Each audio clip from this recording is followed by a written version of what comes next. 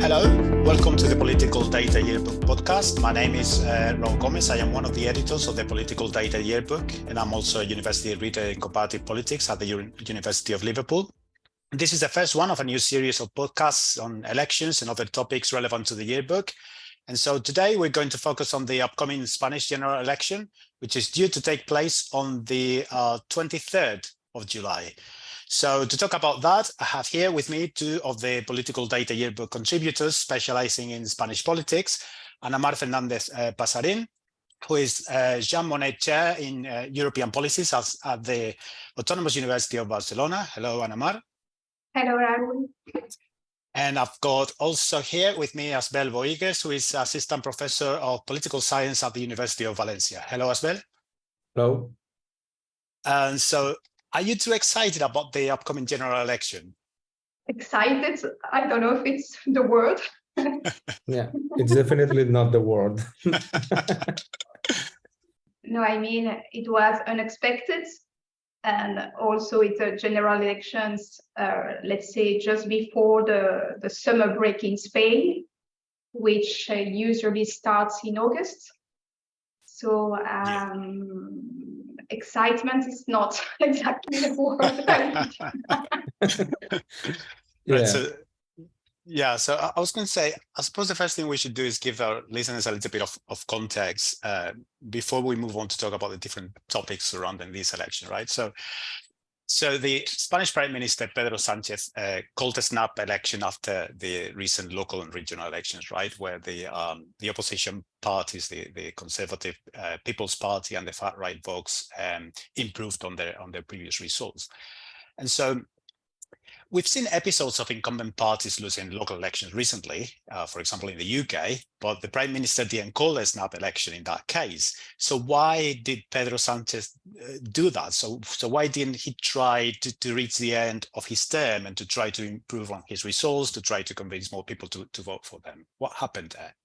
Well, I would say that there are a set of factors.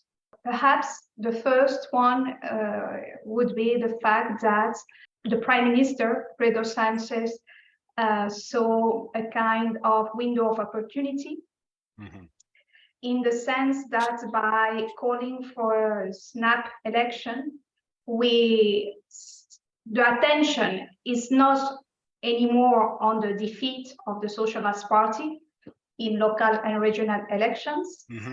So the focus now is on the new election. So in that sense, I think that the Prime Minister saw an opportunity in order to reduce internal criticism within the Socialist Party, and at the same time, from the external side, there are no time for the opposition to comment on the defeats because you are already in a new election, in a new campaign.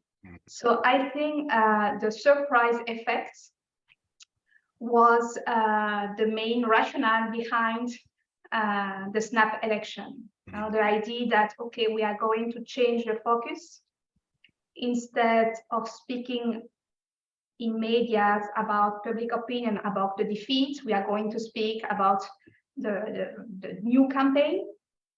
And at the same time, it's a way to deviate, let's say, the attention, also at the internal level within the Socialist Party.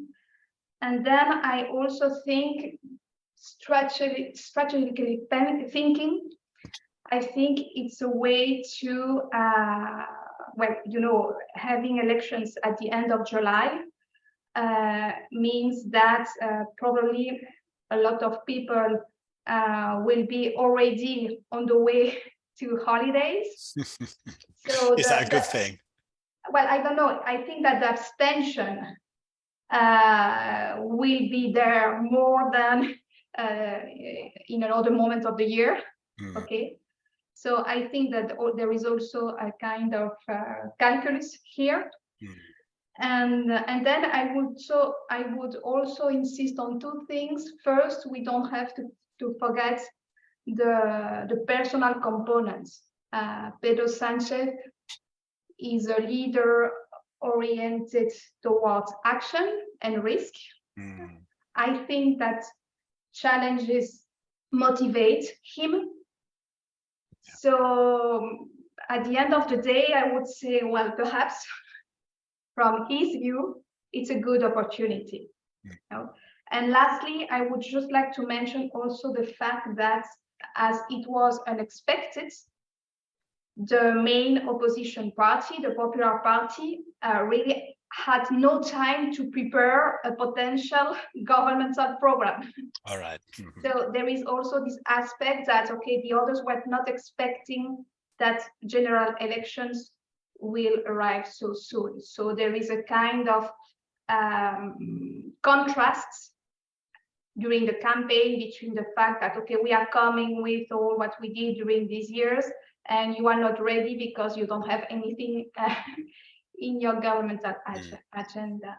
Yeah, that's very interesting. This last thing that you said, because I know local and regional elections have their own dynamics, but also looking at the polls, there's something very interesting here, because I've got some figures about the Spanish economy, and it seems to be doing quite well. So Spain has had one of the lowest inflation rates in Europe for months. In May, the inflation rate was at 3.2%, which is one of the lowest in Europe. Here in the UK, it's almost 9% at the moment. Economic growth is also one of the highest in Europe. Unemployment has been historically high in Spain for structural reasons, but the current unemployment rate is 4 points lower than it was in 2017, so 1 year before Pedro Sanchez became prime minister, and 13 points lower than in 2013 at the peak of the euro crisis. So if we follow economic voting theory, governments should be rewarded by voters for good economic conditions. But if you look at the polls and you look at the results of the local elections, which, as I said before, I know that they have their own dynamics as well. But if you look at all of that, that doesn't seem to be happening here, or is it? So what are we missing in this picture? Are Spanish voters not looking at the economy and looking at, are they looking at other issues? I mean, they are, but I would say that since the opposition parties, and People's Party and Vox, know that, and they know this theory, that if economy is performing well, as Spain is performing very well, as you just said, they change the focus on the campaigns in the local and regional elections and now national. The debates are not about inflation, about the war in Ukraine, or GDP. It's about what the laws that have been passed by the coalition government these last 4 years on social issues, the law that only yes means yes on sexual freedom, the parliamentary allies, the Bildu and the Republican left of Catalonia, pro-independence parties from the Basque Country and Catalonia. This is the main focus of the opposition.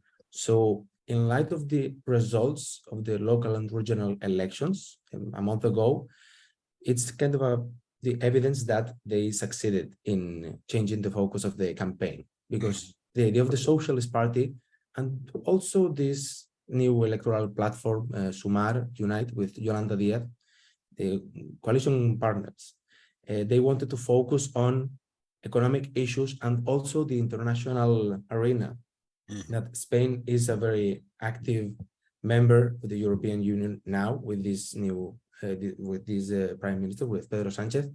None of that has been an issue during the campaign. I don't know what Ana Mar thinks, but I would say, and although now Spain will have the presidency of the European Council, I wouldn't say that's going to be an issue in the coming weeks. Yes, I agree. It's just that I would say that public conversation is not about economic situation. That said, you mentioned the good, let's say, rate of inflation, but we are also coming from 10% of inflation in recent months, and it was affecting quite strongly, let's say, the families.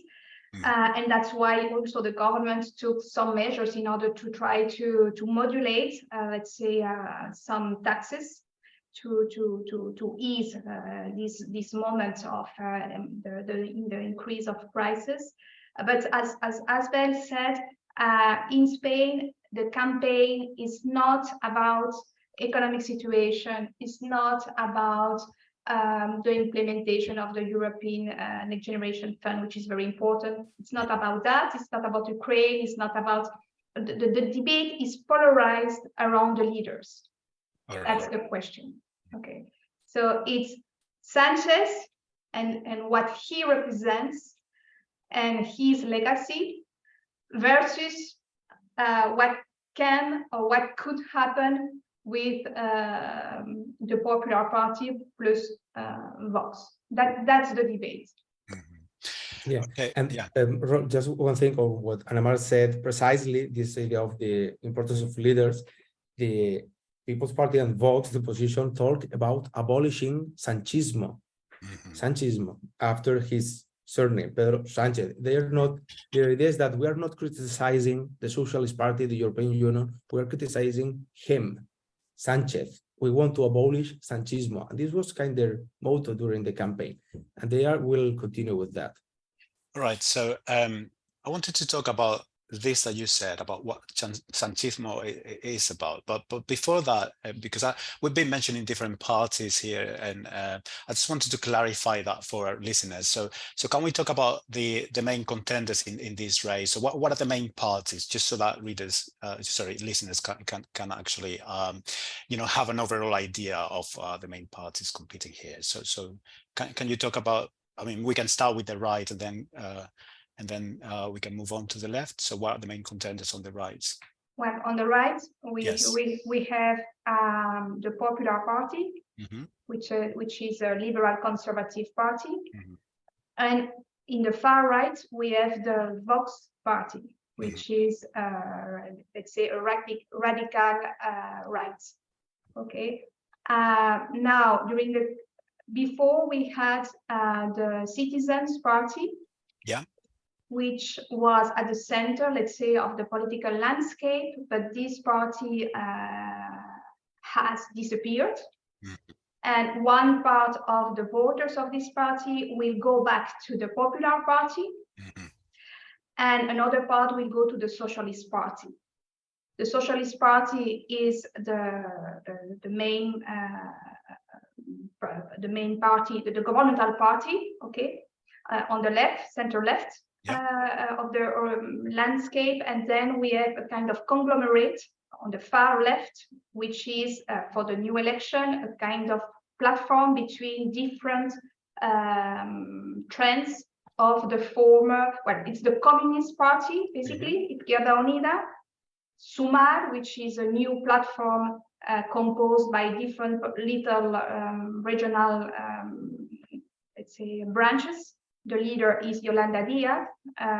She's in the government at the moment, and she has a communist profile, let's say. And then we have the United Weekend, the Podemos. No? So at the far left, we have a kind of conglomerate of different parties. And then we have the nationalist parties, the regional ones. So let's talk about Sumar, because so the current government is a minority coalition government between the Social Democrats and the radical left, right? So Unidas Podemos, basically. So Podemos and some smaller parties that you referred to, like the United Left. Is Sumar the same? Is it the new Podemos, or has Podemos disappeared? Because there was so much talk about Podemos just a few years ago. What happened there?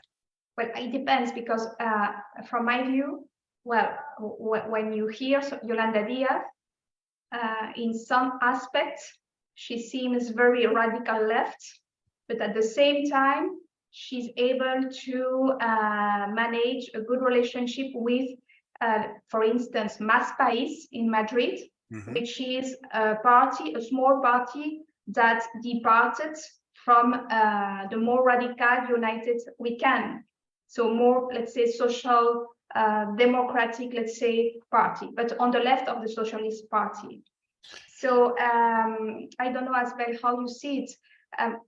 I think that at the same time, Yolanda Díaz, she managed to get some kind of social peace in Spain. There are a lot of criticisms coming from the representatives of the companies, but at the same time, well, with no big issue on the table beyond the discourse, I would say. So she's combining, let's say, radical and not radical discourse. That's how I see it. Well, Yolanda Díaz belongs to this alliance of United We Can, Unidas Podemos, but she doesn't belong to Podemos.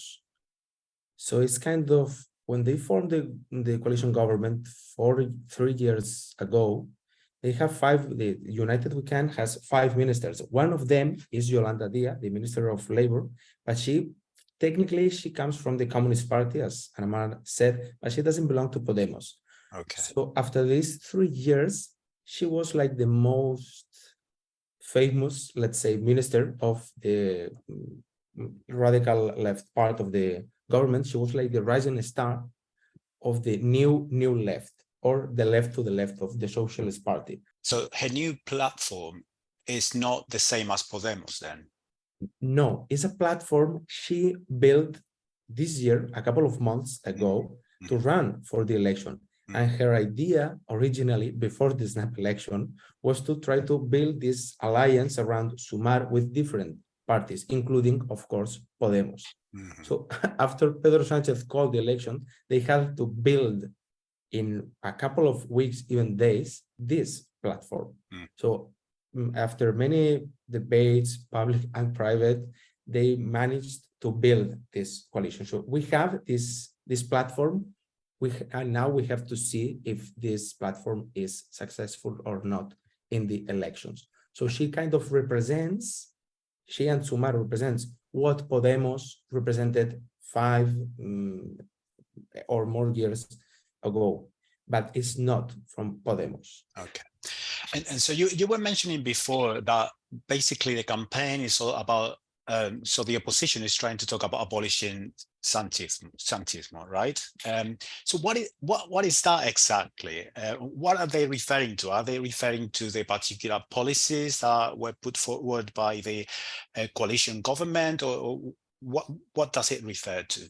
Well, I think that first of all, it would be the idea that the Prime Minister really exercised the power in a very personalized manner. I mean that we know who are the ministers, but we also know that he is really controlling the government. So Sanchez, I would say that first of all is the idea that it's a very personalized way of exercising power, meaning that it's not about sharing power, it's about concentrating the power around his figure. That would be one thing. The other thing is that Sanchism is used, refers to a kind of criticism, in the sense that it's the idea that the Prime Minister basically did all what he said he was not going to do.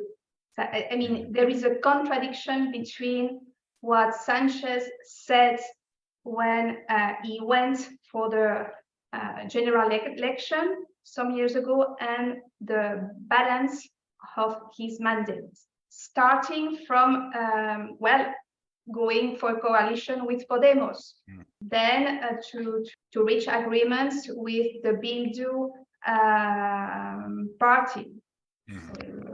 Also, Ana Mar, the Basque Pro-Independence Party, yes. Yes, the pardons. Yes, yeah. The removal, also this idea of the elimination of the crime of sedition from the penal code. So Sanchism is used as a criticism in order to, let's say, underline the personalization of power, and also the fact that it's not that much about the Socialist Party. It's about what the Prime Minister said he would never did, and he did. So is it then a very personal campaign, or are there other issues, policy issues that are being discussed in the campaign as well? Not many issues, I would say. As I said from the beginning, is all about leaders, and also we need to keep in mind that Sanchism is a label that People's Party and Vox are using and is working with the purpose of criticizing Pedro Sanchez, the leader, but not the Socialist Party. Because I would say the idea, the strategy of the People's Party is to attract some moderate socialist voters that are uncomfortable with this alliance with the radical left, with now Yolanda Díaz, before Pablo Iglesias, the leader of Podemos for many years, with the nationalists, the pro-independence parties, all the controversies over these years, the pardons. So they are trying to attack the leader, this specific leader, a leader that in pardons concerning the Catalan pro-independence leaders. You were referring to those pardons, sorry, so that listeners know a little bit the context. Yeah. And of course, as Ana Mar said, Pedro Sánchez has this very personalistic style to govern. He won the primaries against the Socialist Party members all by himself, almost. And he's willing to take risks. And they also criticize that he is willing to do anything to retain power. So he said he wouldn't form a coalition. And now, since he needed Podemos, he said, okay, I need them to form government. I'll do this. I'll pardon the pro-independence politicians in Catalonia. I'll do anything to retain power. I'll call a snap election in summer to retain power. All right. So that's the idea they always have. Okay, I understand. So one of the things that you were saying is that so the Conservative People's Party, they're just trying to see if they can attract some of those voters who are disappointed with Pedro Sanchez's alliance with the far left. However, if we revisit the different post-election scenarios, one of the plausible scenarios there is that the Conservatives will need the far right to have enough seats in Parliament to be able to have a majority, right? And so if that happened, if the Conservatives, because it seems very unlikely that the Conservatives will be able to have a majority without any support from the far right. So if the Conservatives and the far right, both of them have enough seats to form a government, will there be a coalition government? Or do you think that the Conservatives will try to form a minority government without the radical rights? Well, if after the elections, People's Party and Vox have a majority of seats, one way or another, we'll see a new rightist government. As we've seen, and we are seeing that in several cities and regions after the regional local elections. Wherever they have the majority, there will be a new government. That's for sure. Whether now the debate in several regions, for instance, in Extremadura, here in Spain, or Aragon or Balearic Islands, is that this majority will lead to a coalition government. So I would say it will depend on the distance between People's Party and Vox. If the distance is huge, let's say, maybe the People's Party say, I have enough seats to form a government without Vox's ministers. But if it's a short distance, Vox will say, you need my votes to have an overall majority. So I want to be present in the government. In the Valencian community, for instance, this is the situation. The distance between People's Party and Vox is not that big. You mean the distance in seats between in seats them? and votes? So Vox asked to be in the Valencian government. It's one of the regions in Spain, and they will join the government. And so what will be the consequences of the far right being in government in Spain? Because that would be the first time since the military dictatorship over 45 years ago that the far right is in government. What consequences would that have for Spanish politics?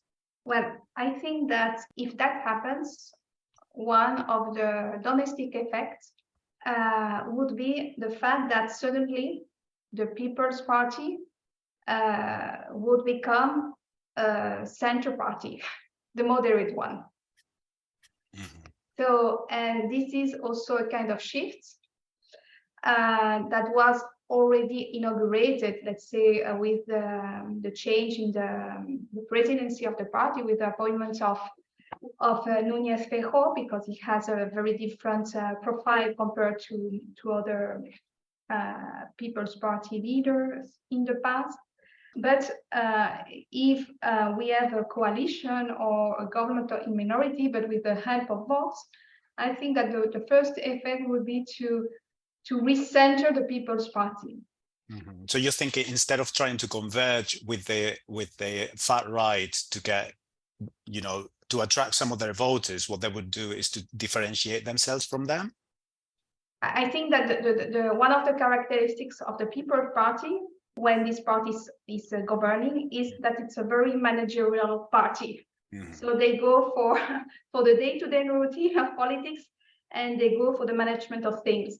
So I think that the effect would be the People's Party trying to convince, or trying to convince Vox that if you want to produce public policies, you have to go for moderation. I think that would be I don't think that the People's Party would go to the right in order to convince voters of Vox, because we don't have to forget that most of the Vox voters come from the People's Party. Okay. And that's true that the voters of the People's Party, they have ideological views and so on and so forth, but that's also true that at the end of the day, the value of the People's Party in the past was always related to its capacity to deliver results. So efficiency, management of public policies, and I think that would be one of the effects. But surely it will be different this time around, because they will have a far-right party in government. And for example, I was thinking of I think all of our listeners are aware of the independence referendum in Catalonia in 2017, which the People's Party, I think most people from outside Spain would agree that they didn't handle that issue very well. So the People's Party is back in government with the far right, which has made of Catalonia one of their main issues. Do you think that would have consequences for the stability, the political stability of Spain, or do you think at the end of the day the People's Party will be able to control the far right in that regard? Raúl, what you just said is the key to everything. That people expect the People's Party will control Vox or stop them, because if Vox joins the government, Vox will do what parties do when in government: implement their agenda. If I'm against anything that sounds in Catalan, I will try to implement that in government. So the thing is, will the People's Party will be willing and able to stop them if they want to stop them? Because what Ana Mar said is completely true. Once the People's Party is in government, it's super pragmatic and looks to the center. But this time would be different, because they would need 2 eyes, or at least 4 eyes. One on the center to not lose voters to the Socialist Party, but also the right side with Vox. So that's a complete new scenario. And in Spain, we only have one short experience of a coalition government between People's Party and Vox in Castilla y León, but I'm not sure it's been only 1.5 years of this coalition government, and that's not enough to know what's the behavior of People's Party and Vox in a hypothetical national government. But the key difference would be a party that is used to do what Ana Mar just said will now have an ally that wants to steal votes in the government. So what will be the reaction of People's Party when Vox does what parties do, implement their agenda, or at least try to? What I'm sure we will see in the case of this government is Socialist Party and other institutions controlled by leftist parties that appealing People's Party responsibility or commitment to democracy to stop Vox from implementing their policies. And one last issue. So imagine an alternative scenario where the Conservatives and the far right, they don't have enough seats to form a government, And so what would happen in that case? So would there be a re-edition of the left-wing minority coalition government? Because so as you know, this coalition government relies on smaller parties, including the Catalan and Basque nationalists. Will these parties be willing to give them support to re-edit the left-wing government, or will they make it much more difficult this time around for Pedro Sanchez to form a new coalition government? What do you think? Well, I think that indeed, if there is no majority on the right, well, there will be an attempt to rebuild a coalition between the socialist parties, Sumar, and with the support of the Catalan and Basque nationalist parties. That's for sure, no? But I'm not sure. Well, you know, in Spain, there are different interpretations. I don't know if, you know, calling in Spain, if you read the medias, it seems that, well, I'm not sure that Sanchez, well, I'm not sure what are the objectives of Sanchez. Mm-hmm. I don't know if the target is to continue as a prime minister, or if the target is to go for an international position. That's something that also is in the public conversation in Spain. So I'm not sure about what is the purpose. Okay, but for sure, if there is no majority on the right, they will try to rebuild, to revalidate the coalition with between the socialist parties, Sumar, and the regionalist or independentist parties. And so, who do you think will win the election? I don't know. Frankly speaking, I don't know. I think that polls tend to see, let's say, that the Popular Party will win the elections, and that this party will have to obtain the support of Vox. But you know, we have still 4 weeks or 3 weeks of campaign, and in Spain anything can happen. So yeah. I don't know. I don't know it, of course. We can. It's a difficult one. I know. Yeah, the difficult one. Political science, we can see future, fortunately. But what I think is that if People's Party and Vox do not have enough seats, both of them, a majority, and even if they fell 1 seat short to have an overall majority, the likelihood of a new coalition or government with Pedro Sanchez increases, because the Vox's positions on regions, languages, sexuality, all the laws that have been passed by the majority of the chamber in these last years with these regionalist and nationalist parties makes it kind of incompatible with any other small party. So if you have Vox, you can't have almost no one else. So in case the majority is 176 seats, if they have one less, the likelihood of a new coalition or at least a leftist government increases like a lot. Okay, so that has been fascinating. Thank you very much, Anna and Asbel, for being here with us today. I've learned a lot, and it's been a total pleasure having you with us. So thank you, and I'll be paying a lot of attention to the election results. Thank you very much. Bye. Thanks.